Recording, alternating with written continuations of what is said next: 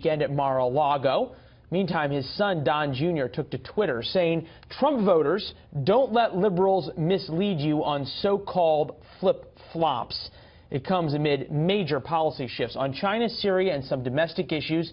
And it has some supporters wondering if the president is perhaps abandoning or looking at other options for his America First promise. To talk about it, Joe Lestingi, partner at the Chatterdown Group. Eric Beach is the co-chairman of the Great America Alliance. I guess you can figure out from the name of it that Eric is a Donald Trump supporter. Gentlemen, nice to have both of you with you. We appreciate it. Thanks for having us. Eric, reasonable people could agree that the president has, pick your adjective, flip-flop, changed his mind, evolved in his positions on a number of issues.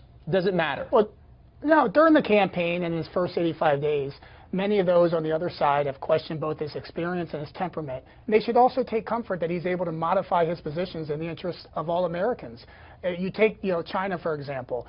He recently had a meeting, by all accounts, a very productive meeting with the Chinese president down in Florida.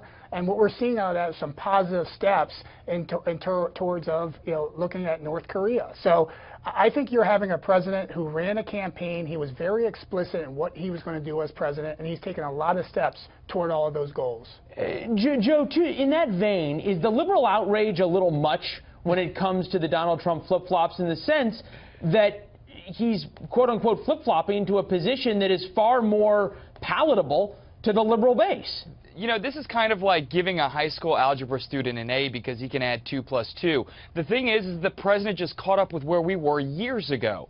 Everything that he has flip-flopped on has been a position that we have been talking about for in fact, since the beginning of the Obama presidency. Most of this stuff has come into play. We talked about Syria, we talked about China, we talked about North Korea, and he has been flip-flopping on all this all day. Joe, there's some facts here that matter. Sure. The fact of the matter is the President Obama talked about Syria, drew a red line, didn't enforce it after the sarin gas attack, and Donald Trump did enforce it after the sarin gas attack. This is where you and I will disagree. He went and bombed a runway, bombed an airbase that planes took off of the next day and continued to shell that area, and then also didn't destroy the chemical weapons.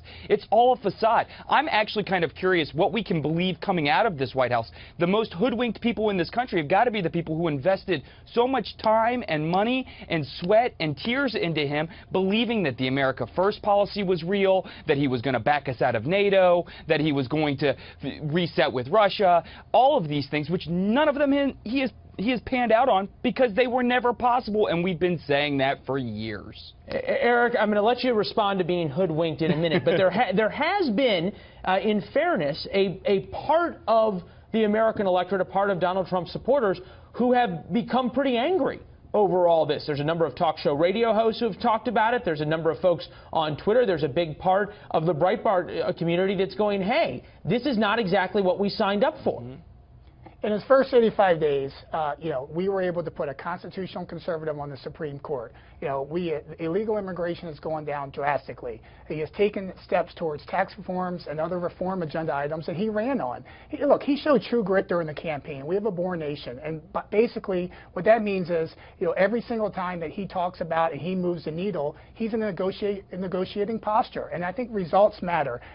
Joe mentioned, President Obama, and President Obama did a lot of talking during his tenure, and right now we have a president that's a president of action. He's a president that he shows that he has the experience and leadership to put Americans first. Those are his policies, and those are the policies that are being executed. Except his base is not happy about this, right? I mean, InfoWars, all those guys are very upset because we got involved in Syria after he promised us we wouldn't. And in fact, after he chastised the prior president for that act, for even thinking about that action. So all of this is just, the biggest con continues. And it's not just me, by the way. This is something Republicans said throughout the primary. Throughout the primary, Ted Cruz and Marco Rubio made this case to Republicans, and they didn't believe it. And it's all just coming to a head now. So, Eric, I'm going to give you the last word if you actually answer the question, and I'm not going to give you a chance to say yes or no. I'm just going to expect you to answer it. In this sense, there's no question that Donald Trump has changed some of his views, whether it be on NATO, whether it be on Syria. What's the answer? What's your answer to Republicans who say, wait a second, that's not what you promised, that's not what I voted for? Well, first of all, he doesn't have a base. He doesn't have a ceiling of voters. He speaks for all Americans. FDR did this prior to going into World War II. Whoa. He doesn't speak for all voters.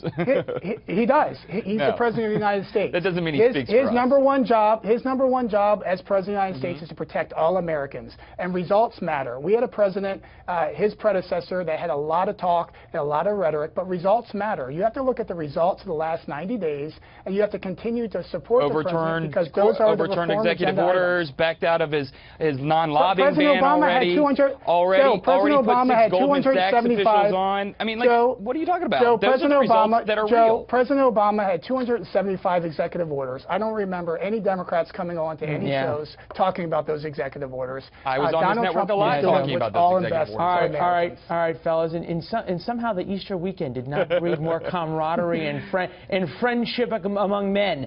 Joe, Eric,